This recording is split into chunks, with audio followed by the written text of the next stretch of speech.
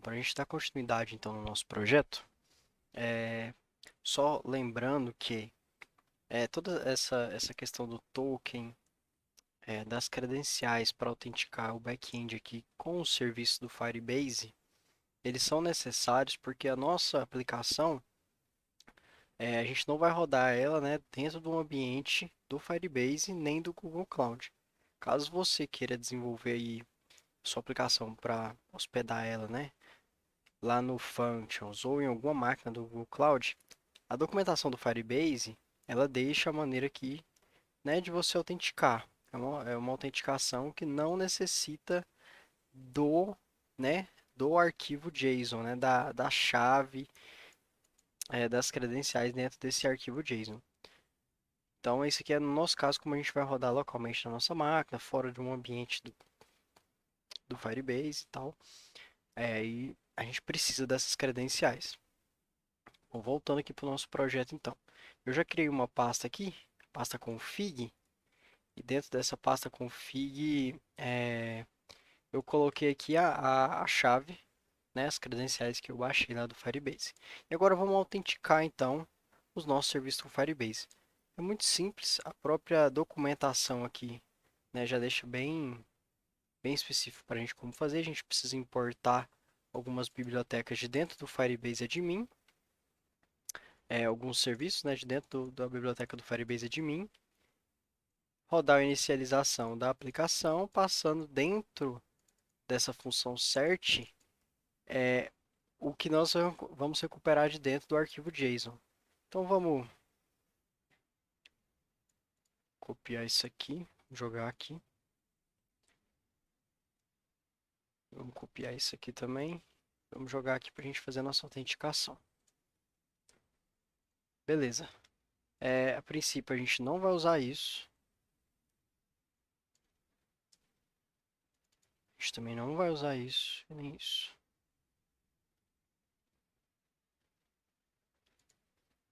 E aí aqui a gente vai mudar esse caminho para o caminho do nosso arquivo. Então vamos ser ponto barra config barra to do aqui.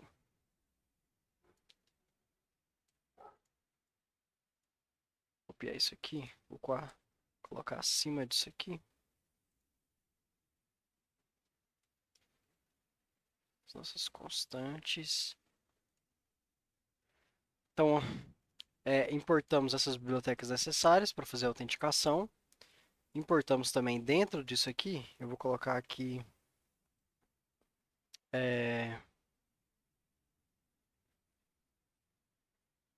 vou chamar de Firebase Token.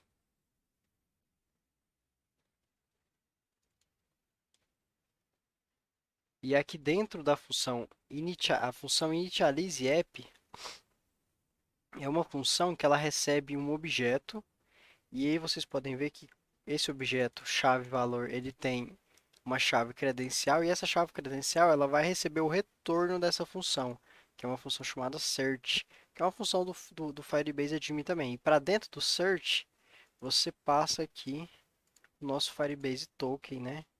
E toda a configuração que está aqui dentro do JSON. E aqui embaixo, o que ele faz? Ele instancia o Firestore, né? Ele instancia o serviço que a gente vai usar, que no caso é o banco de dados Firestore. Que eu vou chamar aqui, em vez de DB, vou chamar de Firestore, para ficar mais claro. Então, a partir desse momento, a gente está tendo já acesso ao Firestore. Vamos continuar então aqui na construção da nossa API, né? A API. Nós temos alguns requisitos. Vou abrir os nossos requisitos aqui.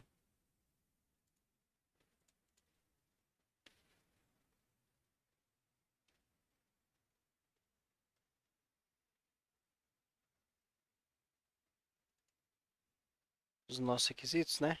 Então, nós temos que trabalhar aqui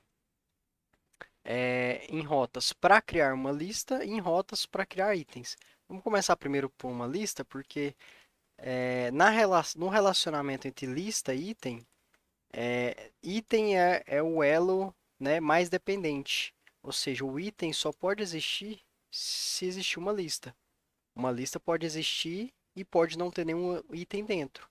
Mas o item não consegue existir fora da lista. Então vamos começar primeiro criando é, a parte ali de regra de negócio da lista, né? É, aqui nós vamos ter os métodos, né? Post, get, vamos ter o método também put e vamos ter também o método delete. E aí o Express ele já dá isso pra gente bem definido. Vou colocar então aqui CRUD lista e vamos começar a montar. Antes disso, a gente precisa só falar para o Express qual vai ser a forma de entrada de dados, né? De tratativa de dados que as rotas vão receber e vão retornar também. A gente vai trabalhar com o formato JSON. Então, aqui embaixo, eu vou falar assim que app.use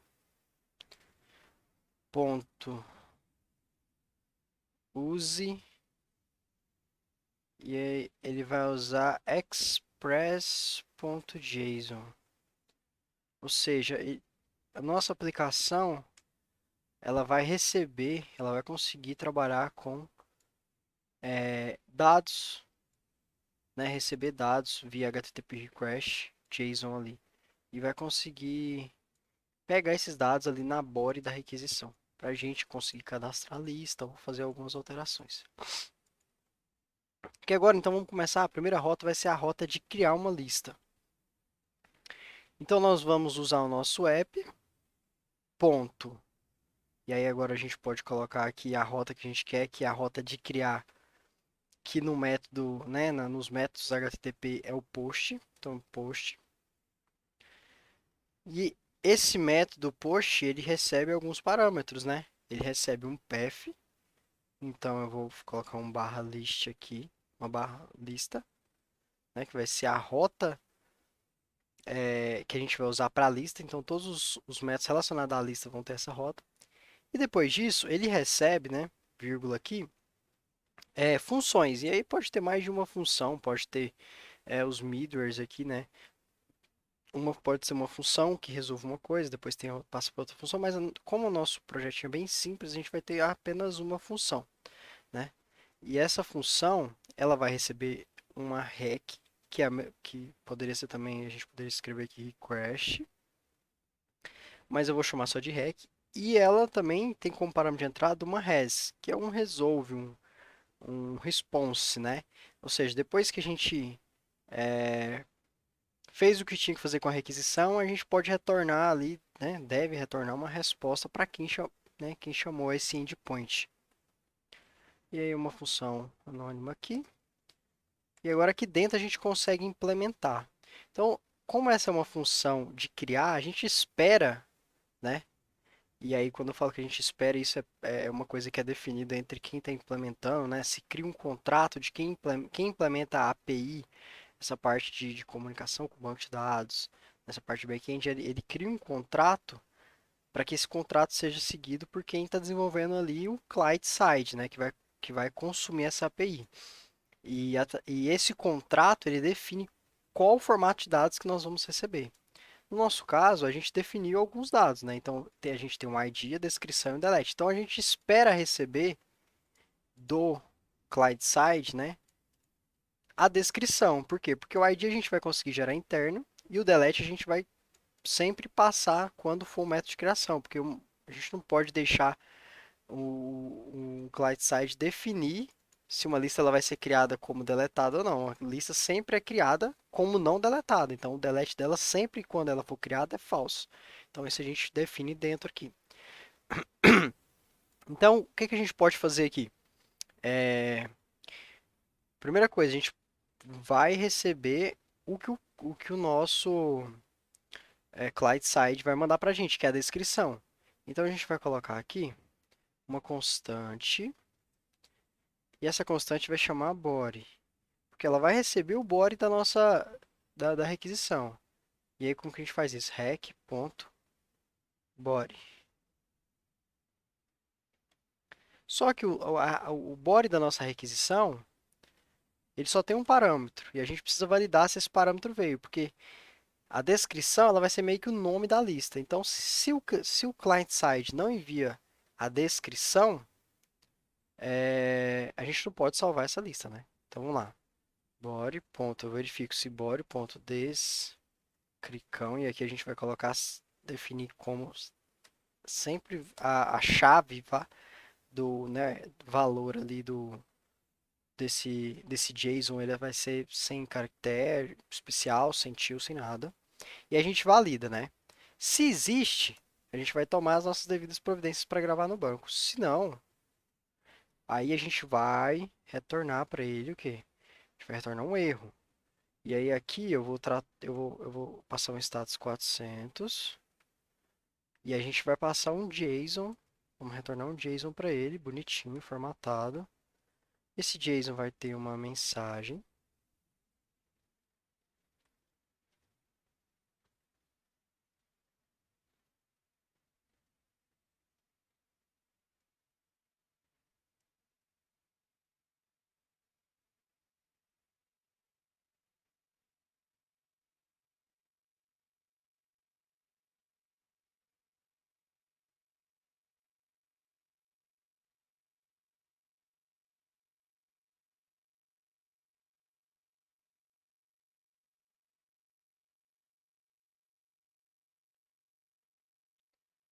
Dados inválidos. Por favor, informar a descrição da lista.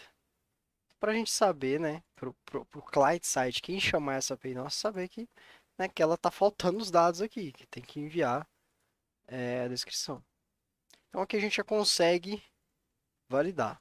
Eu vou colocar aqui agora um console.log e ele vai dar um log aqui. E aí, vamos lá, vamos dar um log no body, ponto descrição. Aqui, e vamos testar para ver se isso aqui está funcionando, se tudo está funcionando, né? E aí a gente dá continuidade no nosso projeto.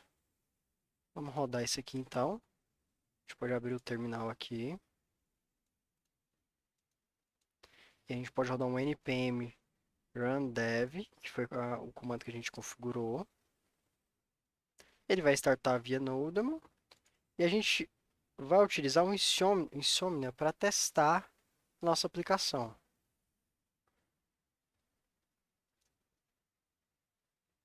Então aqui, colocar a rota lista na porta 3000, que a gente colocou, né, no método post aqui.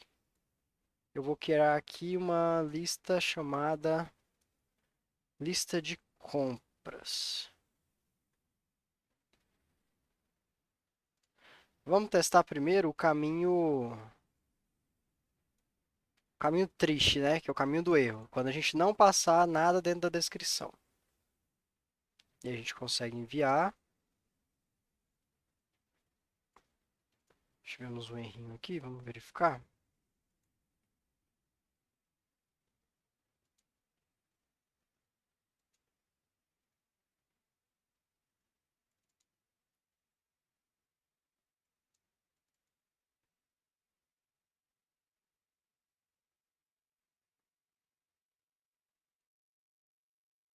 Ah, pessoal, a gente esqueceu aqui de fazer o app listening, né? A gente precisa fazer com que o nosso servidor fique, né, no ar, fique ouvindo as requisições.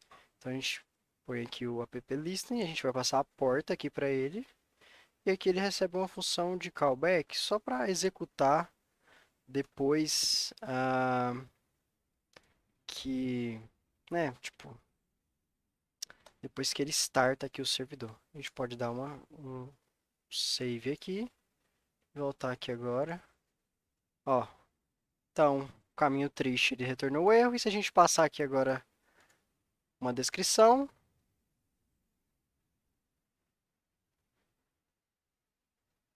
é para ele ter printado aqui. Ele printou no nosso console, ó, lista de compras. Então é isso.